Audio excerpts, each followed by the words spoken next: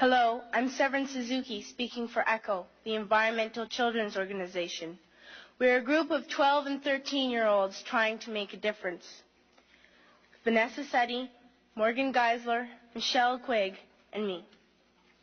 We've raised all the money to come here ourselves, to come 5,000 miles to tell you adults you must change your ways. Coming up here today, I have no hidden agenda. I am fighting for my future.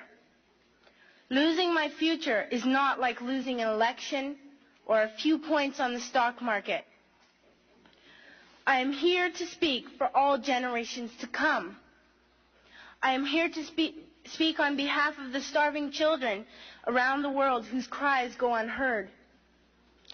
I am here to speak for the countless animals dying across this planet because they have nowhere left to go. I am afraid to go out in the sun now because of the holes in our ozone. I am afraid to breathe the air because I don't know what chemicals are in it. I used to go fishing in Vancouver, my home, with my dad, until just a few years ago we found the fish full of cancers. And now we hear of animals and plants going extinct, every day vanishing forever. In my life, I have dreamt of seeing the great herds of wild animals, jungles and rainforests full of birds and butterflies. But now I wonder if they will even exist for my children to see. Did you have to worry of these things when you were my age? All this is happening before our eyes, and yet we act as if we have all the time we want and all the solutions. I'm only a child, and I don't have all the solutions. But I want you to realize, neither do you. You don't know how to fix the holes in our ozone layer. You don't know how to bring the salmon back up a dead stream. You don't know how to bring back an animal now extinct. And you can't bring back the forests that once grew where there is now a desert. If you don't know how to fix it, please stop breaking it. Here, you may be delegates of your government, business people, organizers, reporters, or politicians, but really, your mothers and fathers, sisters and brothers, aunts and uncles, and all of you are someone's child. I'm only a child, yet I know we are all part of a family, 5 billion strong. In fact, 30 million species strong. And borders and governments will never change that.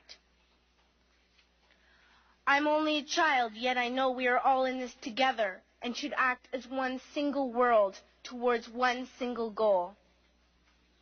In my anger, I am not blind, and in my fear, I am not afraid of telling the world how I feel.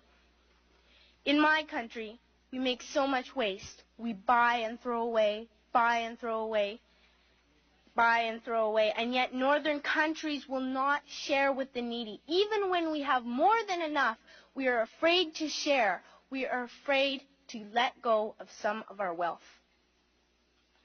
In Canada, we live the privileged life, with plenty of food, water, and shelter. We have watches, bicycles, computers, and television sets. The list could go on for 2 days. 2 days ago, here in Brazil, we were shocked when we spent time with some children living on the streets.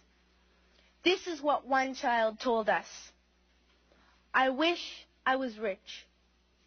And if I were, I would give all the street children food, clothes, medicines, shelter, and love and affection. If a child on the streets who has nothing is willing to share, why are we who have everything still so greedy?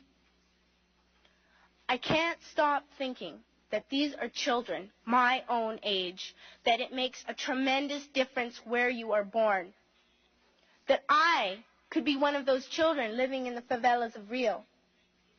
I could be a child starving in Somalia, or a victim of war in the Middle East, or a beggar in India.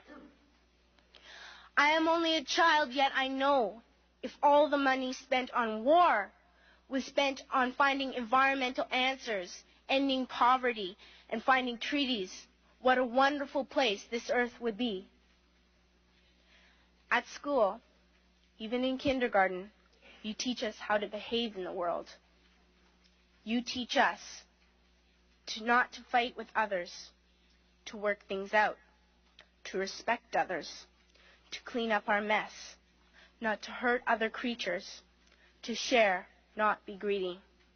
Then why do you go out and do the things you tell us not to do? Do not forget why you are attending these conferences, who you're doing this for. We are your own children.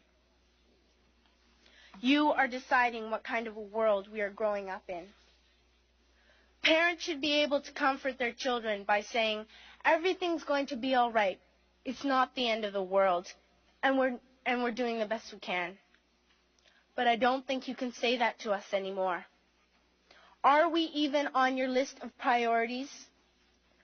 My dad always says, you are what you do, not what you say. Well, what you do makes me cry at night. You grown-ups say you love us, but I challenge you, please, make your actions reflect your words. Thank you.